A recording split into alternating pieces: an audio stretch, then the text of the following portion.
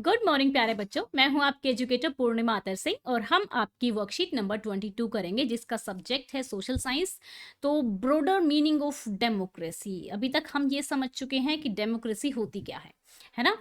यानी कि डेमोक्रेसी में लोग अपने रिप्रेजेंटेटिव यानी कि उनको जो संसद में या फिर विधानसभा में, पार्लियामेंट या फिर लेजिस्लेटिव असेंबली में उनको कौन रिप्रेजेंट करेगा, उनके लिए कानून कौन बनाएगा, वो लोग खुद चूज करते हैं। ठीक है। तो आज की वर्कशीट में हमें क्या करना है कि डेमोक्रेसी के हम लोग फीचर्स देखेंगे कि डेमोक्रेसी में क्या क्या फीचर्स होते हैं, क्या क्या इसके फायदे होते हैं। ठीक है। And arrived at a decision that the rule of a representative elected by the people is called democracy. Democracy क्या कहलाती है कि जो लोग खुद अपने रिप्रेजेंटेटिव चुनते हैं, जहां पर लोग खुद अपने रिप्रेजेंटेटिव चुनते हैं, उसको डेमोक्रेसी कहा जाता है। इवन इन दोज कंट्रीज जहां पे विच वी कॉल डेमोक्रेटिक, इन उन कंट्रीज में जिसको हम डेमोक्रेटिक कहते हैं, all people do not rule, यानी कि सभी लोग तो रूल नहीं करते हैं, उनके जो मेजोरिटी होती है वही रूल करते हैं। क्योंकि देखा जाए तो जैसे कि इलेक्शन हुआ, ठीक है ना, 100 लोग थे, ठीक है ना, इलेक्शन 100 वोट है पूरे देश की, मतलब जैसे भी मैं आप लोगों को समझाती हूँ तो हमेशा छोटा एग्जाम्पल लेती हूँ। तो यहाँ पे 100 वोट है, पूरे देश में 100 ही वोट है, 100 लोग हैं। तो यानी जीतेगा कौन? जिसके 51 वोट आ गए, है ना, जिसके 49 रह गए वो तो हार गया मेजोरिटी में। लेकिन यहाँ पे मेजोरिटी रूल नहीं कर रही है ना, सभी लोग रूल नहीं कर रहे हैं ना, यहाँ पे 51 बस एक ही ज्यादा है तो रूल कर रहे हैं। ठीक है ना। तो लोगों के बिहाफ, बिहाफ मतलब होता है कि मेरे आधार पर, मतलब मेरी बजाय वो डिसीजन ले, तो हम लोग रिप्रेजेंटेटिव को चुन देते हैं। The rule of majority two is done through the elected representative. जो रूल है वो इलेक्टेड, जो रूल है, जो भी रूल बनाया जाता है वो भी हमारे कौन करते हैं? इलेक्टेड रिप्रेजेंटेटिव ही करते हैं।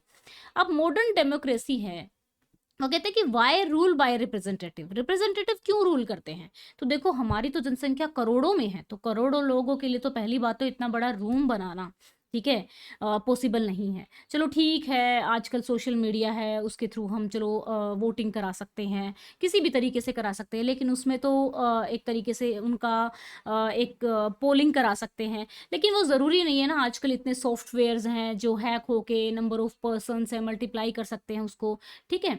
और दूसरी चीज़, इतने सारे लोग अलग अलग डिसीजन लेंगे तो डिसीजन लेने में बहुत देरी हो जाएगी। ठीक है। तो फिजिकली इम्पॉसिबल है उनका एक साथ बैठ पाना और उनका मतलब सहमति होना, तो इसलिए हम लोग कुछ लोगों को चूज कर देते हैं। जैसे अगर मान लो मॉनिटर है, मैम मॉनिटर को कह दे कि चलो ठीक है, आप क्या करना, आपकी क्लास के मॉनिटर को कि डिसीजन ले लेना कौन सी जगह पे जाना चाहते हो, कुल्लू मनाली जाना चाहते हो ट्रिप पे या फिर चंडीगढ़ जाना चाहते हो। ठीक है। तो वो अपना क्या करेगा, सबका कलेक्शन ले लेगा, जिसकी मेजोरिटी वोट होगी तो टीचर को बता देगा, तो टाइम बच गया। अगर टीचर ये काम करने लगेगी तो क्या होगा, बहुत सारा टाइम लग जाएगा। तो इसलिए क्या होता है, अगर वो ऐसा कर भी पाए तो सबके पास ना तो इच्छा होती है पार्टिसिपेट करने की, ना ही सब इतने पढ़े लिखे होते हैं, ना स्किल होता है। ठीक है। तो democracy at different level, give a thought. देखो, one leader decide everything in any party. ठीक है। Teacher allow student to speak, ask question in the class. Major decision in family is taken by the head of the family और collectively by the family members. तो घर में भी ऐसा ही होता है, मम्मी पापा डिसीजन लेते हैं, अगर बिल्कुल ही छुटके से बच्चों से भी लेने लग जाएंगे तो जरूरी नहीं है वो डिसीजन सही होगा। ठीक है।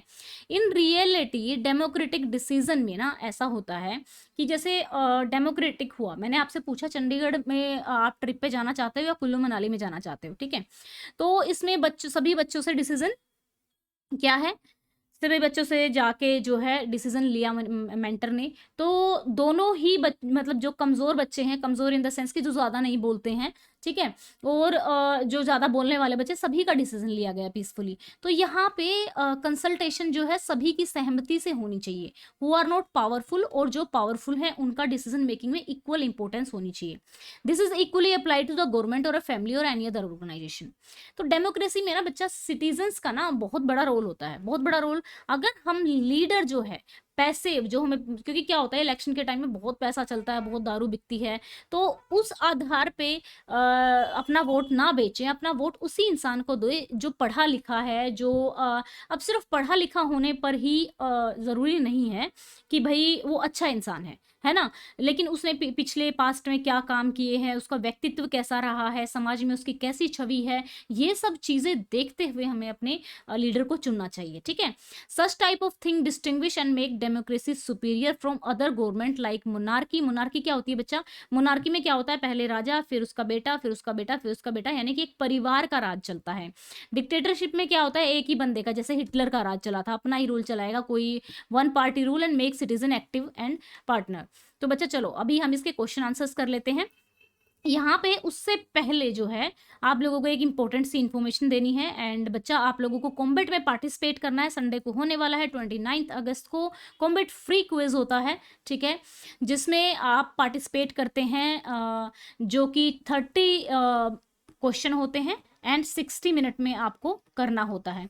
डिटेल वीडियो सॉल्यूशन दिया होता है हर क्वेश्चन का। इससे आपके जो कंसेप्ट है ना वो बिल्डअप होते हैं, बहुत ज़्यादा स्ट्रॉन्ग होते हैं। आपको पता लगता है कि आप छोटी छोटी मिस्टेक कहाँ पे करते हैं।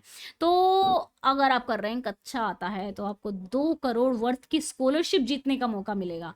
आपकी टाइमिंग है 9th क्लास के लिए, टाइमिंग है 11 बजे, सुबह 11 बजे। तो अभी एनरोल कर लेना ताकि आपको कल जो है रिमाइंडर मिल जाए कि हाँ भाई इस टाइम आपको कॉम्बेट देना है। कई बार हम भूल जाते हैं, तो कॉम्बेट आपको ज़रूर देना है। उसके लिए लिंक डिस्क्रिप्शन में है और कोड आपको यूज़ करना है पूर्णिमा 10, ठीक है बच्चा। तो चलो अब इसके क्वेश्चन आंसर्स करते हैं।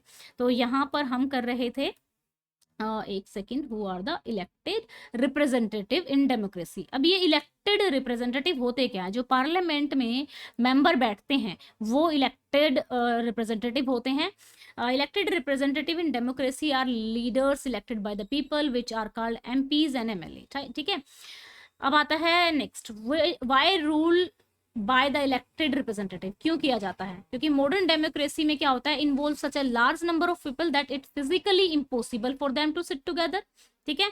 And even if they could, अगर वो बैठ भी जाए तो ना तो उनकी डिजायर होती है, ना उनके पास स्किल होता है उतना, ना ही टाइम होता है। अब अगर हमें डेमोक्रेसी के देश के डिसीजन लेने लग जाए तो हमारा काम कौन करेगा, है ना। Explain the process of taking decision in democratic way. Process of in reality democratic decision involves consultation with the consent होता है सहमति, किसकी? जो कमजोर हैं, जो इस डिसीजन से इफेक्ट होने वाले हैं, उन सब की सहमति होनी चाहिए। इसका मतलब है this means those who are not powerful have the same importance in the decision making as those who are powerful.